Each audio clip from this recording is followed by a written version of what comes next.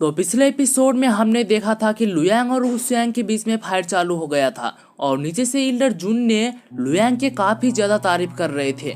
Luoyang के पापा ने भी अपने बेटे का तारीफ करते हुए कहते हैं कि शायद से वो एक शॉटगन भी बन जाएगा। जहां पर अब इल्डर टियानकियाओ ने कहते हैं शॉटगन बनना इतना आसान नहीं है, भले ही वो शॉट चलाने पे महारत हासिल कर ले, लेकिन शॉटगन बनना बच्चों का खेल नहीं है। अब इल्डर जुन ने कहते हैं इस शॉट डोमेन पे कई सारे टैलेंटेड लोग हैं जो कि शॉटगन बनने की लायक है, लेकिन अभी के समय पे शॉटगन की एक ही सीट बची है। हजारों लोगों पे एक शॉटगन बनेगा और शॉटगन बनना बहुत ही ज्यादा कठिन होगा। और फिर हम इधर देखते हैं लुयांग और वुशियांग के बीच में फाइट हो रहा होता है। दोनों एक दूसरे के ऊपर भारी पड़ रहे होते हैं और वुशियांग ने अपने शॉट से लुयांग के ऊपर अटैक कर देता है, लेकिन लुयांग ने वो शॉट को रोक लेता है और वुशियांग लुयांग से फाइट करते करते उसका भी ब्रेक थ्रो होने का समय हो जाता है और वो बैठ के मेडिटेटिंग करने लग जाता है और वो फाइनली लुयांग की मदद से एक ब्रिलियंट मास्टर बन जाता है। अब इल्डर टियानकियाओ ने इल्डर जुन को कंग्रेचुलेट करते हैं। यहाँ पर इल्डर जुन की खुशी का ठिकाना नहीं होता है। आखिरकार उनका डिसाइपल फाइनली ब्लेड मास्टर बन गया और बाहर के लोगों को भी पता चल जाता है कि फिर से कोई दूसरा इंसान ब्लेड मास्टर बन गया। और वुशियांग खड़ा होके काफी ज्यादा खुश होता है और न्यू पावर को इधर उधर करके चेक करने लगता है। अब इल्डर जुन ने लू सेंगटोंग और इल्डर टियानकियाओ को थैंक्स कहते हैं क्योंकि लुयांग ने वुशियांग को ब्लेड मास्टर बनने पे हेल्प करा होता है और कहते हैं अब हम शॉर्ट सेक्ट पे वापस जाना चाहते हैं क्योंकि वुशियांग को कल्टीवेट करना होगा। अब इल्डर टियानकियाओ ने उनको विदाई करते हुए कहते हैं कोई बात नहीं, चले जाओ और दूसरी बात हमको मत भूलना, मिलने के लिए आते रहना। अब इल्डर जुन ने अपने डिसाइपल को लेकर शॉर्ट सेक्ट की तरफ चले जाते हैं।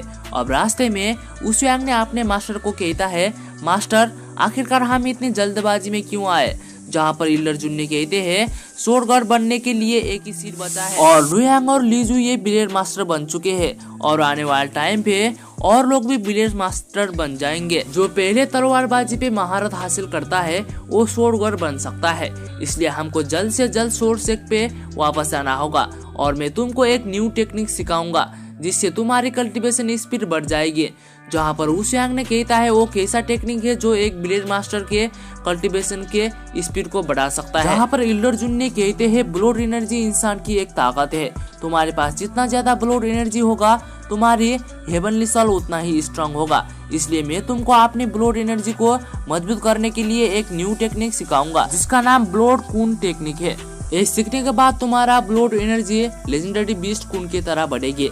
चाइनीज लैंग्वेज में एक फिश जिसके बॉट की तरह पंख होते हैं उसे कून कहा जाता है और इससे तुम्हारी शॉटगन बनने के चांसेस काफी ज्यादा बढ़ जाएंगे। और ये टेक्निक लीजुए भी कल्टीवेट कर रहा है और बिल्डर जुन ने कहते हैं अगर तुम इस टेक्निक को सीख नहीं पाओगे तो मुझे मास्टर मत कहना। और फिर इधर लुयांग लेजेंडरी शॉट डार्क किरण को ढूंढने के लिए अपने सेक्ट से निकल जाता है और वो इधर सुयान से मिलने के लिए आ जाता है और सुयान ने कहती है तुम तो लेजेंडरी शॉट डार्क किरण को ढूंढने के लिए जा रहे थे तो फिर यहाँ पर कैसे आए। यहाँ पर लुयांग ने कहता है वो शॉट इसी नॉर्थ डोमेन पे ही है, इसलिए मैंने सोचा कि एक बार तुमसे मिल के जाऊँ।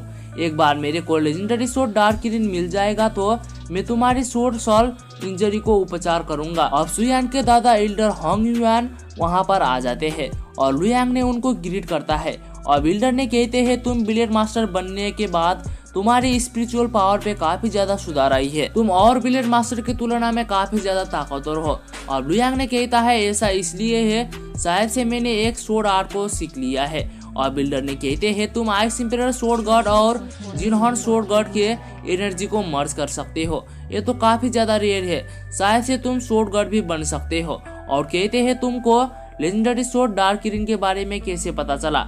जहाँ पर लुयांग ने कहता है जब मेरे पापा इस दुनिया पर घूमे उन्होंने एक प्राचीन मैप प्राप्त किए जिसमें लेजेंडरी शॉट के बारे में लिखा होता है और लेजेंडरी शॉट डार्क किरण यूनक्यांग माउंटेन के नजदीक जिंगझाओ सिटी में है और मैं अभी वहीं पर जा रहा हूँ।